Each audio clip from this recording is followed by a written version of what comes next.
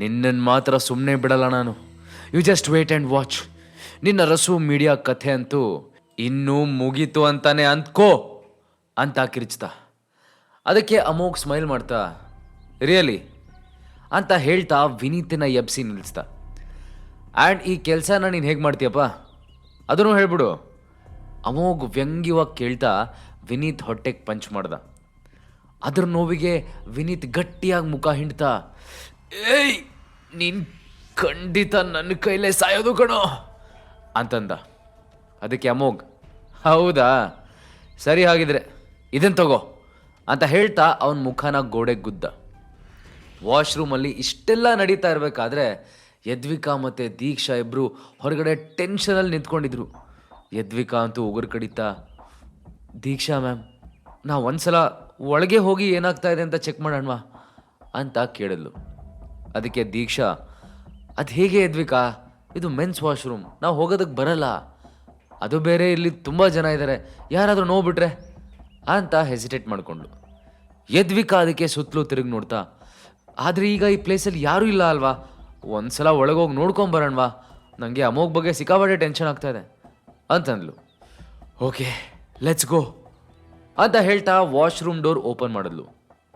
Amogh Amogh sir are you okay?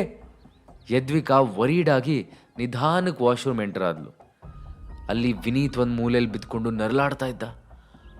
Amogh ಮಾತ್ರ ಆರಾಮಾಗಿ washroom ಬೇಸಿನ ಎದುರಿಗೆ ನಿಂತ್ಕೊಂಡು ಹಾಡು ಹಾಡ್ತಾ ಹ್ಯಾಂಡ್ ವಾಶ್ ಮಾಡ್ತಾ ಇದ್ದ. ಅವನಿಗೆ ಯದ್ವಿಕಾ ಮತ್ತು ದೀಕ್ಷಾ ಇಬ್ಬರು ಒಳಗೆ ಬಂದಿದ್ದು ನೋಡಿ ಸರ್ಪ್ರೈಸ್ ಆಯಿತು. ವಾಟ್ ದಿ ಹೆಲ್, ನೀವಿಬ್ರು ಇಲ್ಲೇನು ಮಾಡ್ತಾ ಇದ್ದೀರಿ, ಇದು ಮೆನ್ಸ್ ವಾಶ್ರೂಮ್ ಅಂತ ಗೊತ್ತಿಲ್ವಾ? ಅಮೋಘ್ ಗಾಬರಿಯಾಗಿ ಕೇಳ್ದ. ಅವರು ಜೋರಾಗಿ ಕಿರ್ಚ್ತಾ ವಾಶ್ರೂಮಿಂದ ಹೊರಗೋಡಿದ್ರು. ಈಗ ಅಮೋಘ್ ವಿನೀತ್ ಹತ್ರ ಬಂದು ಕೋಲ್ಡ್ ಆಗಿ ನಿನಗೀಗಲೂ ಈ ಗೇಮ್ ಕಂಟಿನ್ಯೂ ಮಾಡಬೇಕಾ ಅಥವಾ ನೀನು ಸೋಲು ಒಪ್ಕೊಳ್ತೀಯಾ ಅಂತ ಕೇಳ್ದ. ಅದಕ್ಕೆ ವಿನೀತ್ ಭಯದಿಂದ ಬೇಡ ಬೇಡ ಪ್ಲೀಸ್ ನನ್ನನ್ನು ಇಲ್ಲಿಂದ ಹೋಗೋದಕ್ಕೆ ಬಿಟ್ಬಿಡು, ನಾನಿನ್ನು ಯಾವತ್ತೂ ಯದ್ವಿಕಾಗೆ ತೊಂದರೆ ಕೊಡಲ್ಲ ಅಂತ ಹೇಳ್ದ. ಓಹ್ ಅಂತೂ ಬುದ್ಧಿವಂತ ನಿಂಗೆ, ಗುಡ್, ಇದೇ ಕೆಲಸನ ಮೊದಲು ಮಾಡಿದಿದ್ರೆ ಇಷ್ಟೆಲ್ಲ ನಡೀತಾನೆ ಇರಲಿಲ್ಲ ಅಂತ ಹೇಳಿ ವಾಶ್ರೂಮಿಂದ ಹೊರಗೋದ. ಅಷ್ಟರಲ್ಲಿ ಎದರಿಂದ ಒಂದು ಹುಡುಗಿ ಸಡನ್ನಾಗಿ ಬಂದು ಅಮೋಘನ್ ಡಿಕ್ಕಿ ಹೊಡೆದ್ಲು. ವಾಟ್ ದಿ ಹೆಲ್, ನಿಂಗೇನು ಕಣ್ಕಾಣಲ್ವಾ ಅಥವಾ ನಡೆಯೋದಕ್ಕೆ ಬರಲ್ವಾ? ನನ್ನ ಡ್ರೆಸ್ ಎಷ್ಟು ಎಕ್ಸ್ಪೆನ್ಸಿವ್ ಅಂತ ಗೊತ್ತಾ ನಿಂಗೆ? ಇದನ್ನು ಡ್ರೈ ಕ್ಲೀನ್ ಮಾಡಿಸೋದಕ್ಕೂ ನೀನು ಅಫೋರ್ಡ್ ಮಾಡೋಕ್ಕಾಗಲ್ಲ ಅಂತ ಸಿಡ್ಕೊದ್ಲು. ಅಮೋಘ್ ಅವಳ ಆ್ಯಟಿಟ್ಯೂಡ್ ನೋಡಿ ಸರ್ಪ್ರೈಸ್ ಆಗಿ ಬಟ್ ನೀವು ನಂಗೆ ಡಿಕ್ಕಿ ಹೊಡೆದ್ರಿ ಅಲ್ವಾ, ಇದರಲ್ಲಿ ನಮ್ಮಿಬ್ಬರದು ಈಕ್ವಲ್ ಆಗಿ ಮಿಸ್ಟೇಕ್ ಇದೆ ಅಂತ ಕೇಳಿದ್ದಕ್ಕೆ ಆ ಹುಡುಗಿ ಸೆಕ್ರೆಟರಿ ಸಿಟ್ಟಲ್ಲಿ ಏನೋ ಮಾಯಾಗೆ ತಪ್ಪು ತಿಳಿಸುವಷ್ಟು ಸೊಕ್ಕ ನಿನಗೆ, ಆಫ್ಟರ್ ಆಲ್ ಒಬ್ಬ ಸೆಕ್ಯೂರಿಟಿ ಗಾರ್ಡ್ ನೀನು, ಇಷ್ಟೊಂದು ಸೊಕ್ಕ ನಿನಗೆ, ಅದು ನಮ್ಮ ಹತ್ರನೇ ಎದುರು ವಾದಿಸ್ತೀಯಾ? ಯಾಕೆ ನಿನ್ನ ಜಾಬ್ ಕಳ್ಕೊಳ್ಳೋದಕ್ಕೆ ಅಷ್ಟೊಂದು ಇಷ್ಟನಾ ಅಂತ ಕೇಳಿದ್ಲು. ಆ ಹುಡುಗಿ ಮಾತು ಕೇಳಿ ಅಮೋಘಂಗೆ ನಗು ಬಂತು. ಅವನು ವ್ಯಂಗ್ಯವಾಗಿ ನಗ್ತಾ ಏನೋ ಏನಂದ್ರಿ ನನ್ನ ಜಾಬ್ ಹೋಗುತ್ತೆ ಅಂತ ನೀವು ಬೆದರಿಕೆ ಹಾಕ್ತಾ ಇದ್ದೀರಾ, ವಾಟ್ ಎ ಜೋಕ್. ಹಾಗೆ ಇವ್ರ ಹೆಸರು ಏನು ಹೇಳಿದ್ ನೀವು? ಮಾಯಾ. ಆ ಹೆಸರಿನ ಸೆಲೆಬ್ರಿಟಿನೂ ಇದ್ದಾರಾ? ನಾನಂತೂ ಕೇಳಿಲ್ವೇ ಅಂತ ಹೇಳ್ದ. ಅದಕ್ಕೆ ಆ ಅಸಿಸ್ಟೆಂಟ್ ಕೋಲ್ಡ್ ಆಗಿ ರಿಯಲಿ ಯಾವ ಗ್ರಹದಲ್ಲಿದ್ದೆ ನೀನು ಇಷ್ಟು ದಿನ, ನಿಂಗೆ ನಿಜವಾಗ್ಲೂ ಮಾಯಾ ಯಾರು ಅಂತ ಗೊತ್ತಿಲ್ವಾ? ಹೋಗಲಿ, ಫೀನಿಕ್ಸ್ ಮೀಡಿಯಾ ಹೆಸರಾದರೂ ಕೇಳಿದ್ಯಾ ನೀನು? ನಮ್ಮ ದೇಶದ ದೊಡ್ಡ ದೊಡ್ಡ ಮೀಡಿಯಾ ಕಂಪ್ನಿಗಳಲ್ಲಿ ಅದು ಒಂದು. ನಮ್ಮ ಮಾಯಾ ಈ ಫೀನಿಕ್ಸ್ ಮೀಡಿಯಾದಲ್ಲಿ ದೊಡ್ಡ ಸೆಲೆಬ್ರಿಟಿ ಅಂತ ಹೇಳಿದ್ಲು. ಓಹ್ ಹೌದಾ, ಹಾಗಿದ್ರೆ ಫೀನಿಕ್ಸ್ ಮೀಡಿಯಾ ನಿಜವಾಗ್ಲೂ ಅಷ್ಟೊಂದು ಪವರ್ಫುಲ್ಲಾ ಅಂತ ಕೇಳ್ದ. ನಿಂಗೆ ಏನಾದರೂ ತಲೆ ಸರಿ ಇಲ್ವಾ? ಯಾರ ಜೊತೆ ಹೇಗೆ ಮಾತಾಡಬೇಕು ಅಂತಲೂ ನಿಂಗೆ ಮ್ಯಾನರ್ಸ್ ಇಲ್ವಾ ಅಂತ ಕೇಳಿದ್ಲು. ಅದೇ ಸಮಯಕ್ಕೆ ವಿನೀತ್ ಮೆನ್ಸ್ ವಾಶ್ರೂಮಿಂದ ಕುಂಟ್ತಾ ಹೊರಗೆ ಬಂದ.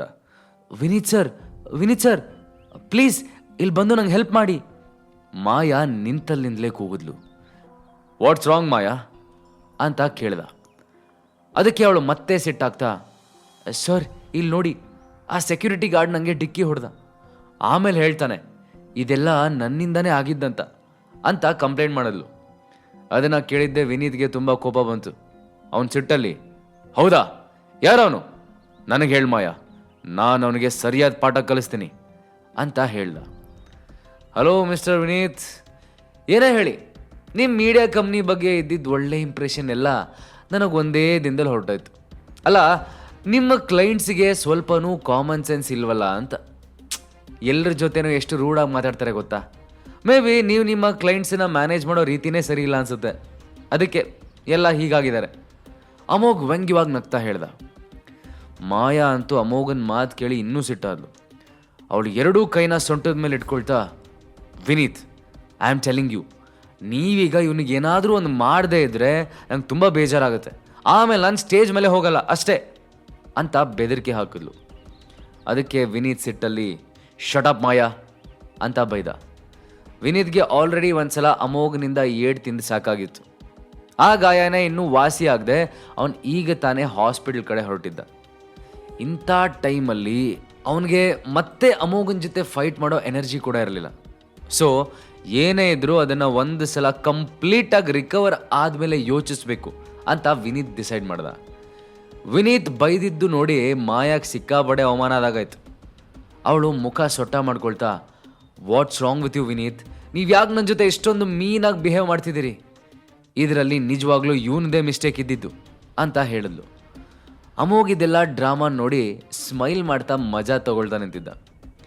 ವಿನೀತ್ ಮಾಯಾ ಹೆಗಲ ಮೇಲೆ ಕೈ ಹಾಕಿ ಅವಳನ್ನ ಅಮೋಘನ ಹತ್ರ ಕರ್ಕೊಂಡು ಹೋದ. ಮಾಯಾ, ನಿಂಗೆ ಈ ವ್ಯಕ್ತಿ ಯಾರು ಅಂತ ಗೊತ್ತಾ?